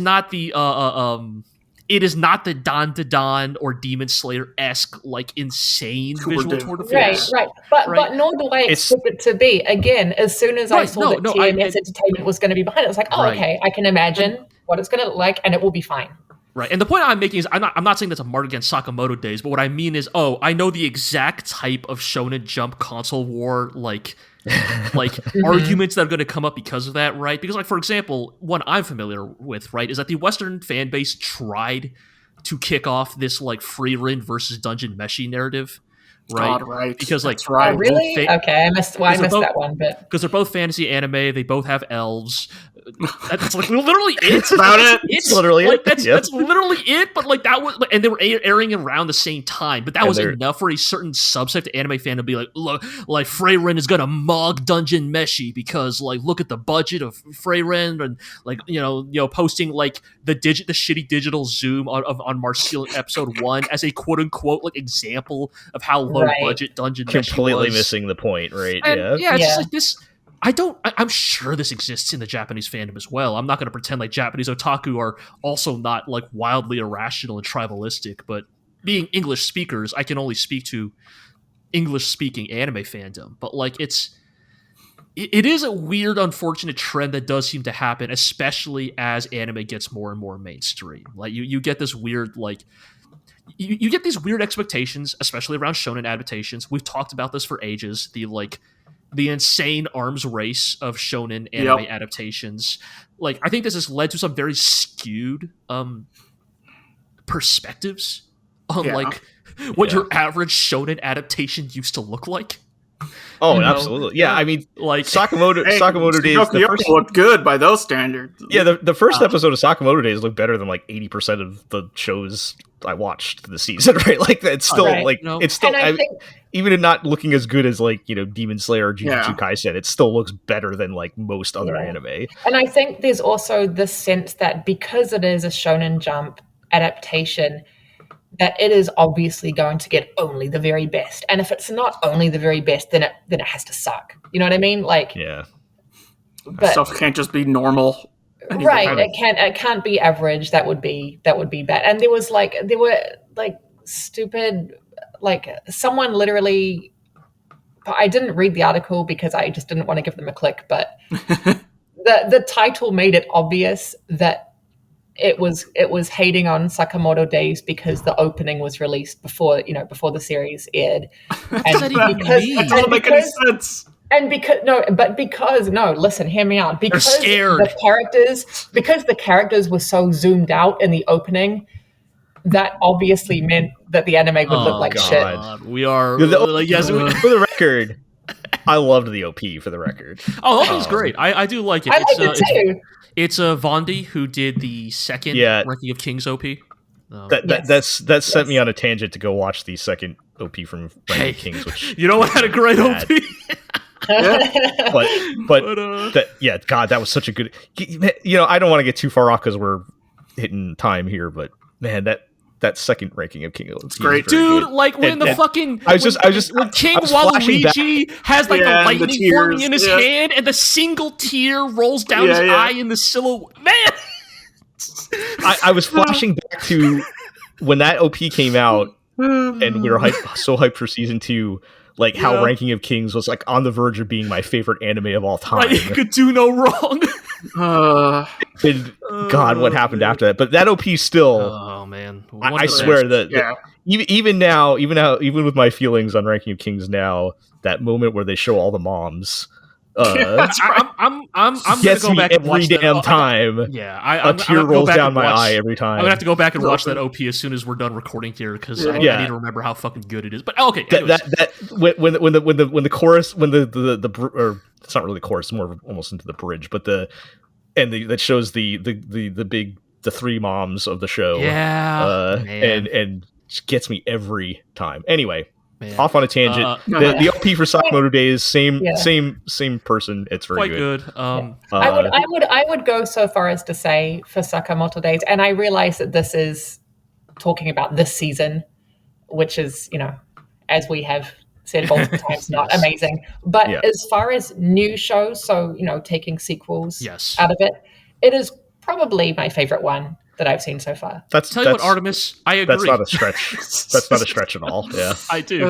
I actually, despite everything I have just said, I would say yes. Of the new shows, I think Sakamoto Days is decent. It's just, I think if whatever negativity we have about the show, it is kind of more based in, maybe it is a little bit of a case of like, there's a version of this show we imagined that we would like probably more, be much better. But I do think on paper what they are showing is well done. The last thing I will say, I don't think anybody who like engages in this type of console war shit listens to us, but by any chance if you do, I'm not going to castigate you. I'm not going to call you out. I will just say, try being a fan of like any other manga, and you'll come to so much better appreciate. When a Shonen Jump work gets adapted. Try being a fan of Golden Kamui. Ooh. Just look up what magazine or publication your manga running, and then go to a different magazine. Yes, like Shonen Jump. Even the worst Shonen Jump adaptations, like are given the red carpet treatment compared to everybody else. So. My advice to those people is someday when you graduate high school, you'll understand that these things are not important. No, you won't care anymore. I do want to say one thing about Sakamoto Days. Probably what I found the funniest was when the fucking Yuki Hayashi Battle V6 started. Oh my god, I didn't even talk about that. The gun build fighters ass fight music. The insanely ill-fitting Yuki Hayashi soundtrack for this anime is so funny. Like I feel like I don't know, man. I was like, it is like a half step away from the build fighters fight music. Yes, and the My Hero Academia theme, right? Like I love Yuki Hayashi. The man has a specific sound. Like. When that like Hitman flashback was starting, I was expecting like a Taku Iwasaki beat, and then you get the fucking Yuki Hayashi heroic strings, and I was like, this guy is killing people. Like he just threw a pipe through a dude's head, and you get the like da da da da da. This was the opening. This was the opening flashback. The opening flashback. Yeah. And I'm like, what are we? He's like a Black Lagoon character or something. Yeah, I know, right? It's so funny. Maybe Yuki Hayashi's soundtrack will be better suited for the rest of Sakamoto Days. But that part not so much. Yeah, that intro that was really funny. All right, well, yeah, Sakamoto Days was all right. It was just I feel like it could have been better. But Anyway, I'll probably in a season like we keep saying this, but Yes. in a season like this, What a season! Probably. What a season! watch some more. I'll watch some more. Sure. Look, so episode 2's already out. I guess I could go watch that. I probably should. Yeah. All right.